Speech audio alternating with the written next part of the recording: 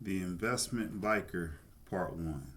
So, Jim Rogers is a former Wall Street investor, and he decides to take the trip of a lifetime by packing his bike, a BMW motorcycle, and taking his girlfriend all the way around the world.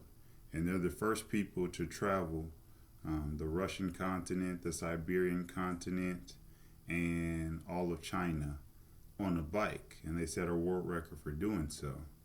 And they traveled through storms, hailstorms, lightning storms, rainstorms. They traveled through and had to deal with fevers. They had to deal with diseases. They had to deal with traveling through war torn territory, impoverished territory. One of the things I learned from reading this book is that he says you can understand an economy by engaging with the local people. And I enjoyed that. I don't understand the full concept, but he talks about being able to buy things for cheap or exchange currency for cheap. It tells you how currency is working in that country. And he gives examples in Japan, and he gives examples in Russia, and he gives examples in Dunkirk, I believe, of how he's able to trade currency with people.